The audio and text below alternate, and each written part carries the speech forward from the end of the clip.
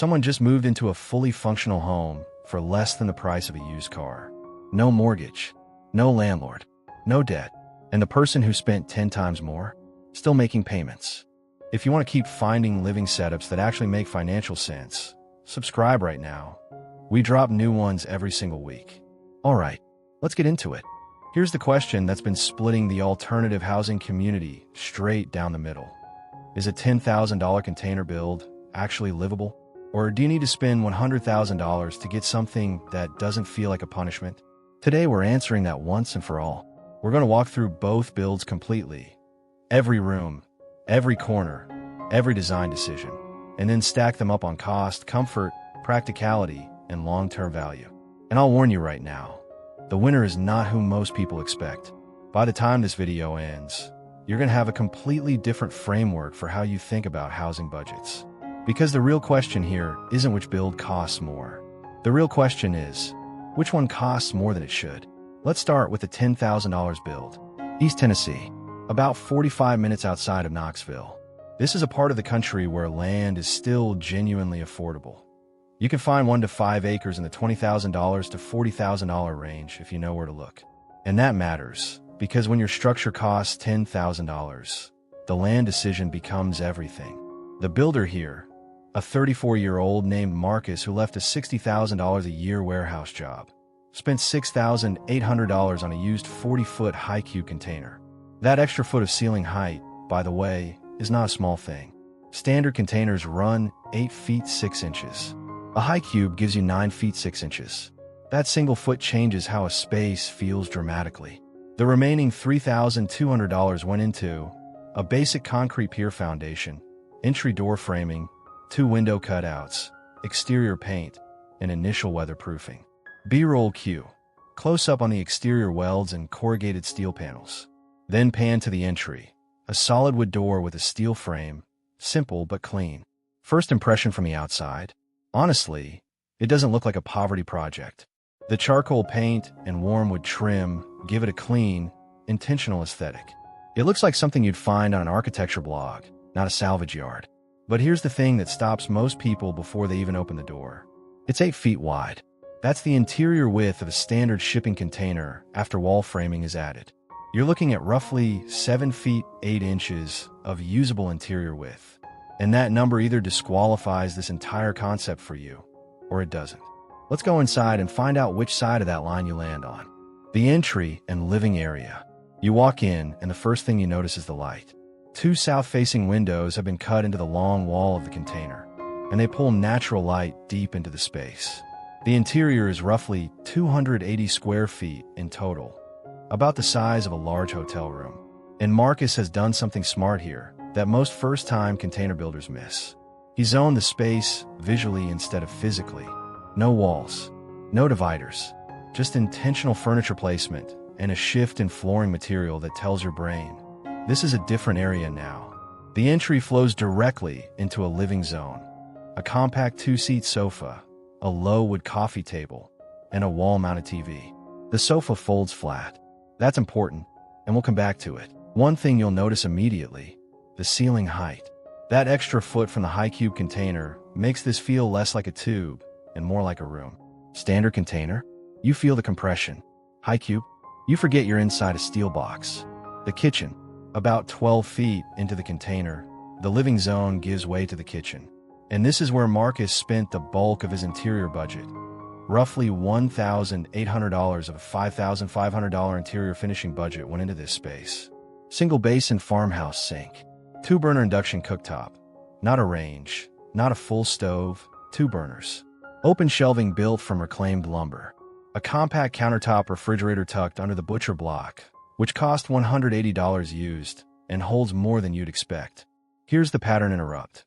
This kitchen cost less than most people spend on a single appliance package. And it functions. Is it a gourmet kitchen? No. Can you cook a full meal in it? Absolutely. Marcus meal preps 4 days at a time. The 2-burner setup actually forced him into more efficient cooking habits. He eats better now than he did in his 900 square foot apartment. The sleeping area. Here's where the high cube ceiling height pays off in a way you can measure in dollars. Marcus built a sleeping loft at the far end of the container, about 8 feet of the total length. That sits 4 feet off the ground. Underneath the loft is where the magic happens. A full home office setup, a dresser, and a storage wall built from IKEA Kallax units. The sleeping area itself has 5 feet of clearance above the mattress. Enough to sit up comfortably, not enough to stand. Is that a compromise? Yes. We'll talk about compromises later. The bathroom. The bathroom is a wet bath design, which means the shower, toilet, and sink all exist in the same waterproof space. No separate shower stall. The entire floor is sloped to a central drain. Composting toilet, $960.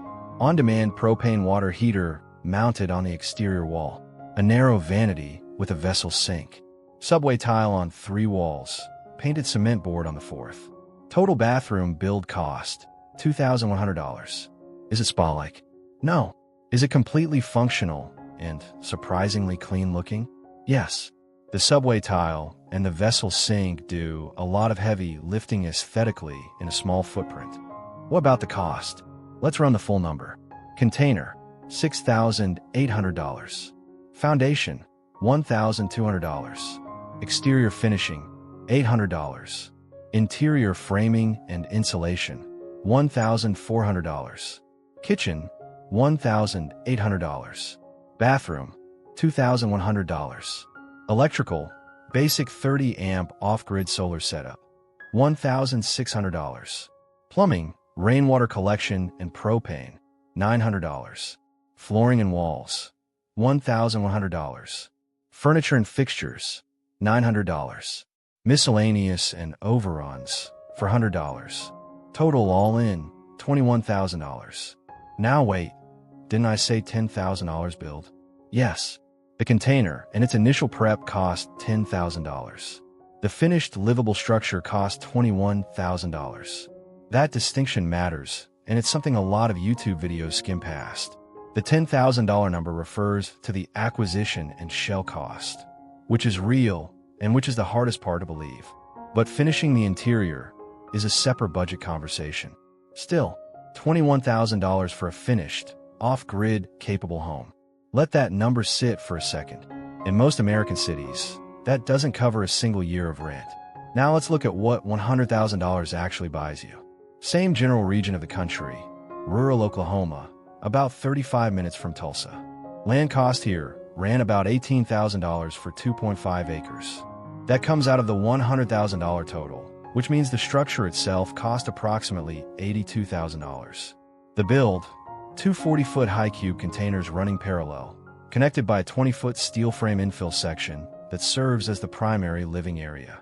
Total interior footprint, approximately 960 square feet.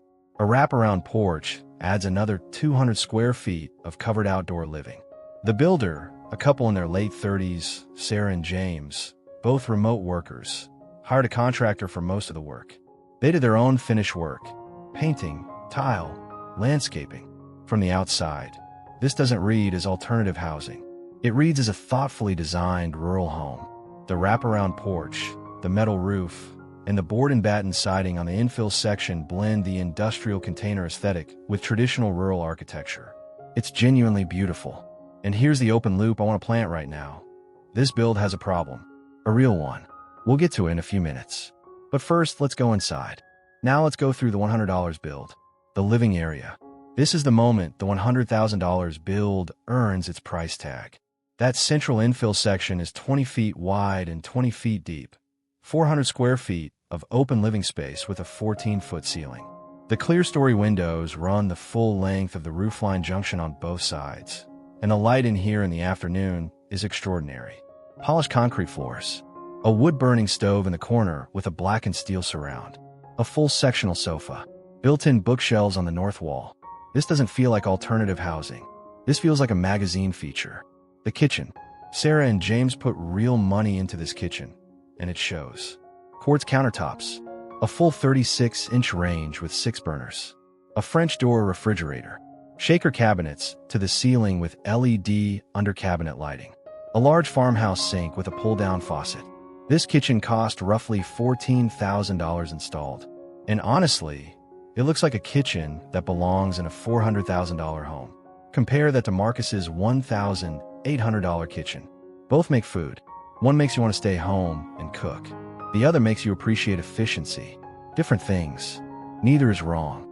The sleeping areas. The right container houses 2 sleeping areas separated by a short hallway. The primary bedroom runs the full 8-foot width of the container with about 14 feet of length dedicated to it. Platform bed with underbed storage. Built-in wardrobe on the far wall. That frosted glass door leads to the en-suite. The second bedroom is more compact, 10 feet of container length, currently used as a home office. A Murphy bed allows it to convert for guests. This is smart design for 2 remote workers who occasionally host. The bathrooms. The en-suite is legitimately stunning. Walk-in shower with a frameless glass panel. Floating vanity. Herringbone tile floor in a warm cream tone. Matte black fixtures throughout. A second full bathroom sits in the utility section of the left container. More functional, less designed but clean and complete. Both bathrooms together cost roughly $18,000. More than Marcus's entire structure. Here's where I said we'd get real. And I meant it. The $10,000 builds honest problems. Width is the fundamental constraint of container living, and no amount of good design fully solves it. At 7 feet 8 inches of interior width, you're always aware of the edges of your space. If you're over 6 feet tall, the loft sleeping area will feel genuinely uncomfortable. 2 people sharing this space full-time requires either an extraordinary level of compatibility or an extraordinary tolerance for friction. Zoning is the other wall. In many counties, including parts of Tennessee, placing a container as a primary residence requires a variance, a permit process, and sometimes a fight with a zoning board. Marcus got lucky. His county has minimal zoning enforcement in rural areas. Someone else in a different county doing the exact same build might face a cease and desist. And off-grid systems require maintenance. Marcus's rainwater collection system froze twice last winter. His propane cost more than he budgeted. These are solvable problems, but they are real ones. The $100,000 builds honest problem. Here it is. Sarah and James don't own this free and clear. They financed $60,000 of the $100,000 build through a personal construction loan at 8.4% interest. Their monthly payment is $740. And because the structure sits on land classified as rural residential with alternative construction, conventional mortgage refinancing has been difficult. They're stuck with the personal loan rate for now. So that paid-off home narrative that alternative housing promises, it depends entirely on how you fund the build. Marcus owns his home outright. No payment, no interest. His only monthly housing cost is propane, electricity from his solar system, and property tax, which runs $28 a month in his county. Sarah and James pay $740 a month, plus utilities, plus property tax. That gap closes the $79,000 difference and build cost faster than you'd think. Let's run the monthly numbers side by side. Marcus, $10,000 build. Housing payment, $0. Property tax, $28. Propane, $90 average. Solar system maintenance fund, $30. Internet, Starlink, $120. Food, $280. Meal prepping, minimal eating out. Transportation, one paid-off truck, $180. Insurance, fuel, maintenance reserve. Total monthly cost of living, $728. Sarah and James, $100,000 build. Housing payment, $740. Property tax, $65. Utilities, propane, electric hybrid, $160. Internet, Starlink, $120. Food, $520. 2 people, more varied diet. Transportation, 2 vehicles, $490. Total monthly cost of living, combined $2,095. Now, to be fair, Sarah and James are 2 people. Adjust Marcus's numbers for 2 people, and a fairer comparison brings the $10,000 lifestyle up to roughly $1,100 to $1,200 per month combined. The $100,000 build still runs nearly double. Here's the perspective shift that makes both of these numbers feel completely different. Marcus's $21,000 all-in build cost is, in many countries, a luxury home budget. In rural Portugal, You can purchase an unrestored stone cottage for 15,000 euros to 30,000 euros and renovate it for another 15,000 euros. In Mexico's Oaxaca Valley, a modest permanent structure on a small lot runs $18,000 to $35,000 US. In Thailand, outside of Bangkok, a fully finished concrete home on leased land runs $20,000 to $40,000. What changes in those locations is the cost of living around the home. Marcus spends $280 a month on food in Tennessee. In Oaxaca, that same lifestyle costs $120. In Chiang Mai, Thailand, $150. The container home concept is not uniquely American, and the further you move it from high cost of living metro areas, the more radical the financial freedom it produces.